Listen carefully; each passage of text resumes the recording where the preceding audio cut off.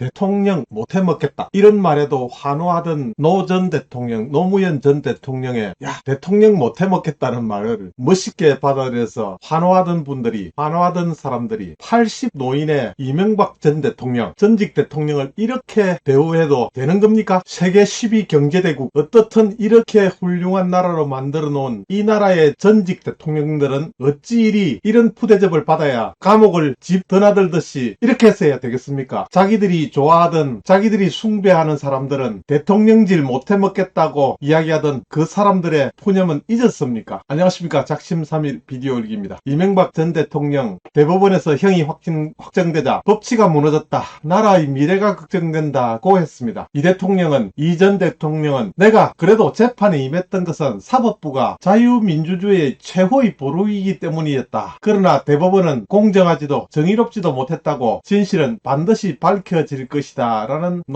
논평이 아닌 입장문을 내놓았습니다.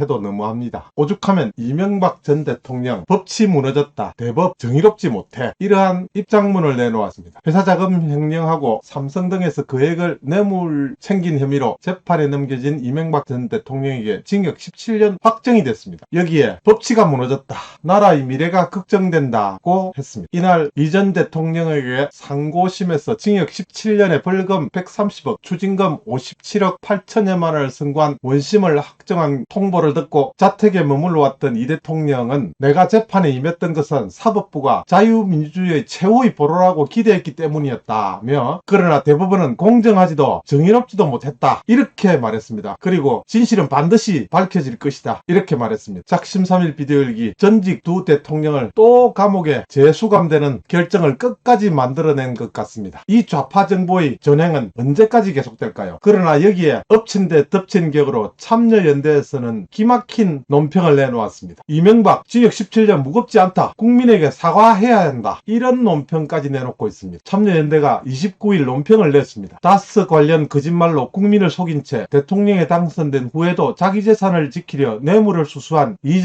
전 대통령에게 내려진 징역 17년은 결코 무겁다 할 수 없다, 이런 애매모호한 말로 대통령직에 있었던 국정 책임자가 뇌물을 수수하고 직권을 남용하여 사익을 추구했다는 것이 대법원에서 최종 확인된 만큼 이 전 대통령은 마땅히 국민에게 사과해야 한다고 밝혔습니다. 앞서 참여연대는 지난 2017년 12월 7일 이상은 다스 대표와 성명불상의 실소유주를 횡령 혐의로 검찰에 고발을 했습니다. 그리고 이듬해에 이 전 대통령을 구속 기소했습니다. 같은 해 9월 1심 법원은 이 전 대통령에게 징역 15년 130억, 추징금 82억 원을 선고했고, 그 2년 뒤 항소심에서 징역 17년에 벌금 130억, 추징금 57억 8천여만 원이 선고됐습니다. 그러나 이 대통령은 전면 무죄를 주장하며 항소를 했었습니다. 드디어 대법원 상고심에서 다스 논쟁은 종지부를 찍고 이 전 대통령은 다스의 실소유주로 확정된 것입니다. 이 좌파 정부의 전형을 막기 위해서는 우리가 어떻게 해야 되겠습니까? 마침내 이명박 전 대통령이 법치가 무너졌다, 대법 정의롭지 못해 라는 입장문을 내놓았습니다. 이 전 대통령은 이날 대법원에서 형이 확정되자 입장문을 내고 법치가 무너졌다, 나라의 미래가 걱정된다고 했습니다. 이 전 대통령은 내가 재판에 임했던 것은 사법부가 자유민주주의의 최후의 보루라는 기대 때문이었다며, 그러나 대법원은 공정하지도 정의롭지도 못했다고 했다. 이어 진실은 반드시 밝혀질 것이라고 했습니다. 이날 오전 대법원은 뇌물수수 횡령 등의 혐의로 기소된 이 전 대통령의 상고심에서 징역 17년에 벌금 130억 원, 추징금 57억 8천여만 원을 선고한 원심을 확정했습니다. 이 전 대통령은 항소심 이후 건강 문제 등으로 구속집행 정지를 허가를 받고 자택에서 머물러 왔었습니다. 이 전 대통령에 대한 판결은 즉시 효력을 가지지만 재수감까지는 며칠 정도 걸릴 것으로 보입니다. 이 전 대통령 측은 병원 진찰 등을 마친 뒤에 검찰에 출석하기 위해 일정을 조율 중이라고 밝혔습니다. 검찰 얘기에 따르면 형집행 대상자가 생명을 보존하기 위한 급박한 치료가 필요할 경우 등의 이유로 출석 연기를 요청하면 최장 3일까지 출석 연기를 허가할 수 있습니다. 억지로 기소했던 부분들, 윤석열 총장을 응원하고 지지하는 분들 많지만 홍준표 대표 말도 이거 귀담아 들어야 되라. 그래서 제가 잘하고 있다라고 하지만 너무 경도되지는 말자, 그렇게 말씀드리는 거예요. 어쨌건 말이죠, 윤석열 총장 이 문제에 대해서 꼭 답을 해야 됩니다.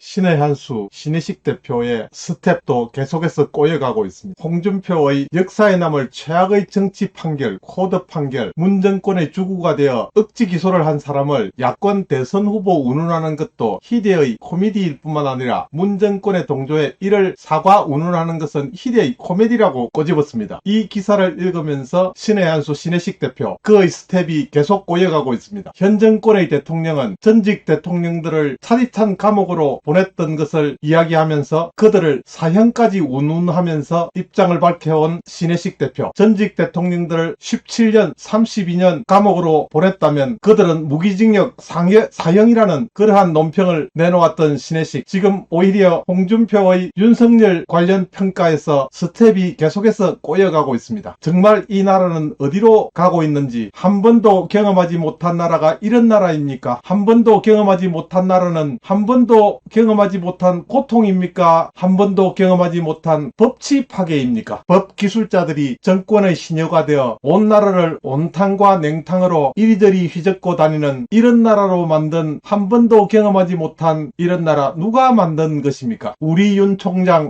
총장이라고 입가에 만연한 웃음을 지금도 기억하는 국민들이 너무나 많습니다. 온 나라를 뒤죽박죽 정권의 놀이판으로 만들어버린 이 정권의 사람들은 앞으로 얼마나 더 많은 교도소를 정설해야 할지 모르겠습니다. 여러분 감사합니다.